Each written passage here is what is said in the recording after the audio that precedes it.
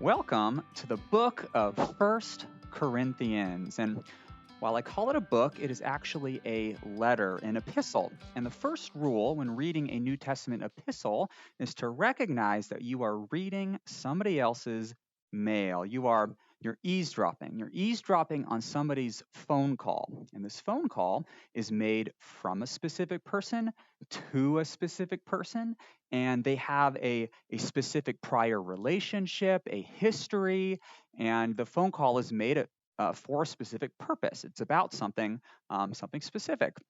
And it is our job as readers and studiers of these New Testament epistles to figure out what that backstory is, to reconstruct that history. And unlike the book of Romans, which Paul wrote to a congregation he had never met before, never visited the city of Rome, Paul has a long and complicated relationship with the church in Corinth. And let's take a look at a map to kind of flesh that out. So here's our map of Paul's second missionary journey. Now, Paul is going to begin each of his missionary journeys in Antioch, here in Syria. Now, on the second missionary journey, Paul leaves from Antioch, goes through Galatia rather quickly, and intends to go into Asia, but the Spirit leads him away from Asia to Troas, where he receives the Macedonian call, goes across the Aegean, evangelizes the churches in Macedonia, and winds his way down to Athens, and then finally to Corinth. And he is in Corinth for a year and a half, experiences a little bit of opposition, and then goes back home after that long time. A year and a half is a long time. And Paul's third missionary journey, let's look at that now. Here's the third one. Again, he's going to begin in Antioch, and he's going to make a beeline here in this third journey straight for Ephesus. And while in Ephesus, Paul is going to interact with the church across the Aegean Sea there in Corinth quite a lot. So here is Ephesus, and here is Corinth. And while in Ephesus, Paul is going to write 4 letters. Now, I think you're probably familiar with 1 Corinthians and 2 Corinthians. There's only 2. In reality, there are 4 letters that Paul writes to the church in Corinth. Now let's jump over to the text, and let me show you here in 1 Corinthians that there was actually a Corinthians that was written before 1 Corinthians. See this in verse 9. Here we are. It says, I wrote to you in my letter, not to associate with sexually immoral people, and it appears that they misunderstood this letter, but this just goes to show that there was a Corinthians A before there was Corinthians B. And this is kind of a terminology that scholars will use, and I find it helpful to think of the 4 letters that Paul wrote to the church in Corinth as Corinthians A, B, C, and D. And of course, we're studying 1 Corinthians, which is Corinthians B. We're going to be taking a closer look over the next few lectures at Corinthians B. So part of Paul's reason for writing Corinthians B, I'm just going to call it 1 Corinthians, is to correct that misunderstanding of that first letter.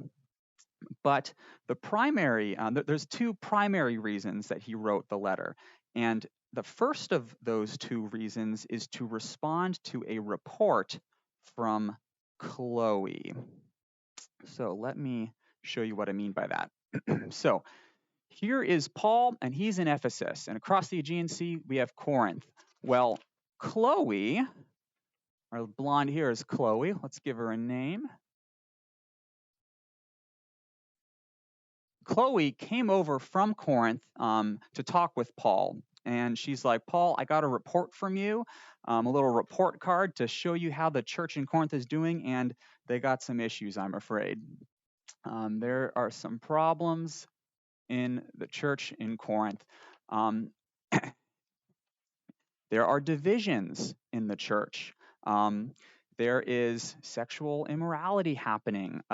Some Christians are suing other Christians. All these things in chapters 1 to 6 have to do with the report that Chloe is giving to Paul. And let me show you how the text demonstrates that. So let's jump back over here. We don't need the map anymore.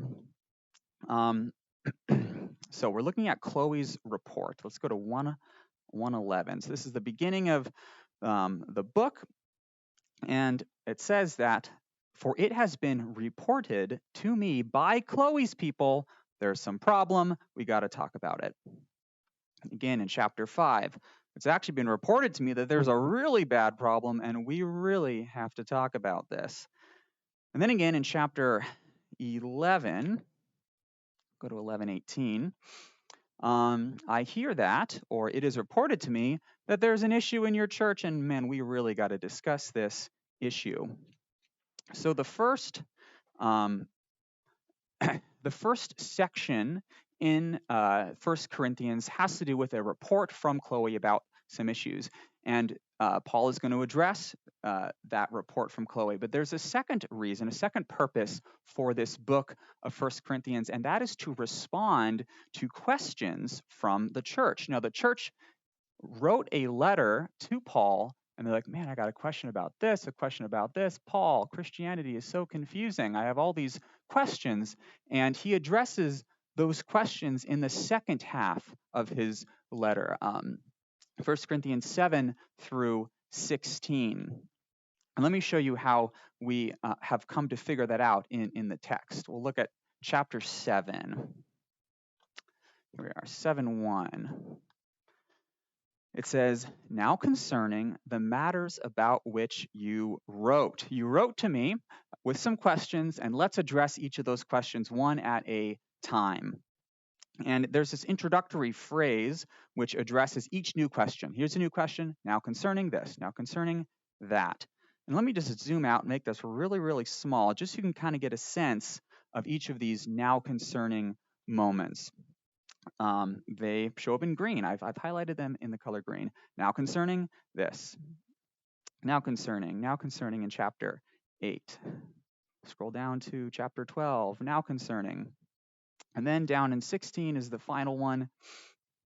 Now concerning.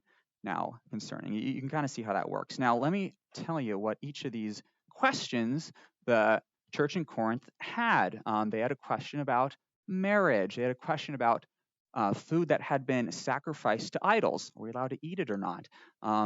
They had a lot of questions about the spiritual gifts.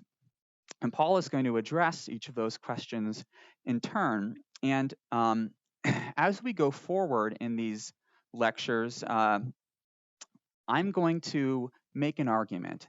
And my argument is that the primary issue, the issue that kind of holds all of these kind of various questions and various concerns together, is that the believers in Corinth are confused about what it means to be spiritual. You see, these believers in Corinth, they think that they are very spiritual and very wise. But Paul, he has to correct their thinking, and he has to say, no.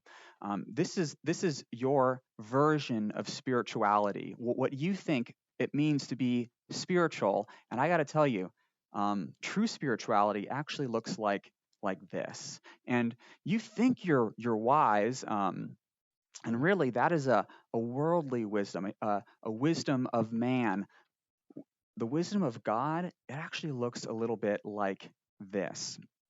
So Paul has to correct that confused perception of what spirituality is, and he does that in this letter. A second thing that he does, in addition to this kind of misplaced pride in their wisdom and spirituality, it appears that some within the church in Corinth have absorbed a Greek kind of philosophical dualism. And basically what that means in a nutshell is they think that the fleshly, that matter, that the body is bad, but the spiritual is good, and it is pure.